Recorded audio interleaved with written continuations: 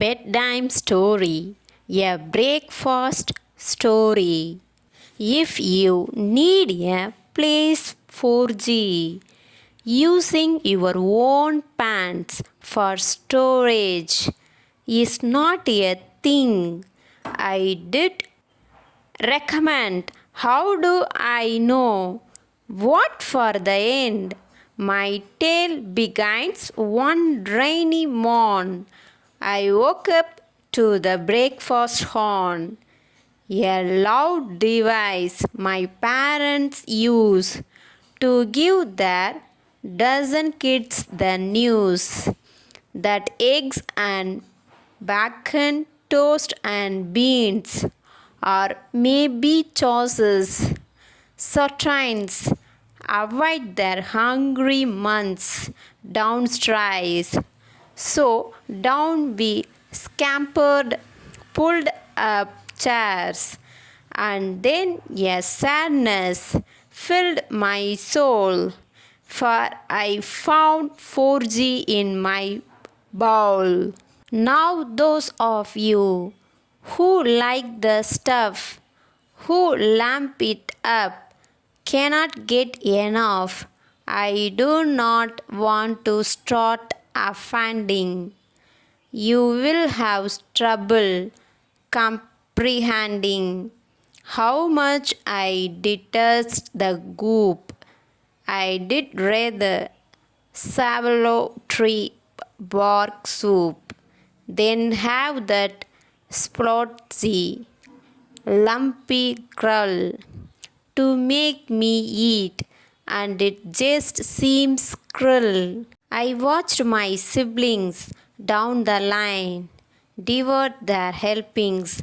They seemed fine, but surely there were more like me, at homes nearby or across the sea, who wished the stuff inside their bowl was stuffed way down a deep, deep hole.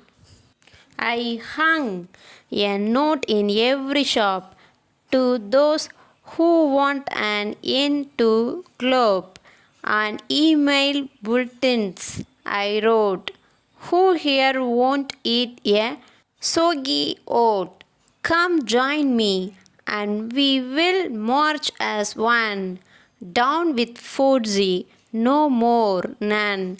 I booked some time and radio to let the others like me know that we had rights, that we could say we want this food to go away. My parents still served mushy crying. They didn't know of my compassion until the postman came. Who? So many letters, all for me, from kids my age throughout the land, saying, time to take a stand. My mom and dad, they could not slumber. I had given out their number, so their phone rang day and night, from children said to join the fight. 100 kids had soon shown up to demonstrate to each grown up. Hey, hey, ho, ho, breakfast 4G has to go. My parents did not like this stunt. Their thousands hits now camped out front. We marched down. I told the crowd.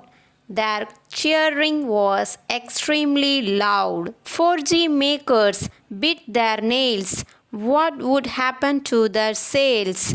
But when they heard my interview, calling 4G Eki who and saying sugar did not help and fruit and honey made me yelp, the 4G makers made a plan, and in the morning it began. They found me just before the march, making signs near Marble Arch. They prized me for my bravery. Then said, have you tried savory? They held a bowl beneath my nose, and it was 4G, I suppose, but the aroma from that Slurry was my favorite food. A hurry, I gobbled it, and then they hot another 4G in a pot with miso and a runny eggs, a third pot with a chicken leg. As I began bowl number 4, my flowers began to roar, searching high and low for me. Oh no, I couldn't let them see this bowl. So, to avoid their rants, I dumped the contents down my pants.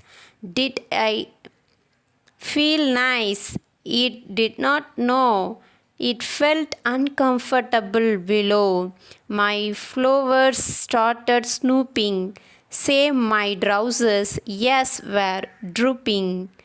Then they found the 4G pot. Boy, was I now in a spot. They figured out what I had done and figured I did better run. The crowd was awfully made to find that their leader changed his mind. He let us down. I heard their voices, but I found there is other choices. You don't like your 4G sweet? There is so much more to try and eat. You could not say it was my fault if no one gave me gruel with salt. And so I say, don't be so hastily. Find a version you find tasty. Anyway, that is my story. I have up my change at glory. I lost the crowd and home at last. I changed my clothes and had a blast. For savory curl is what was bought. Not just food, but food for thought. That's all.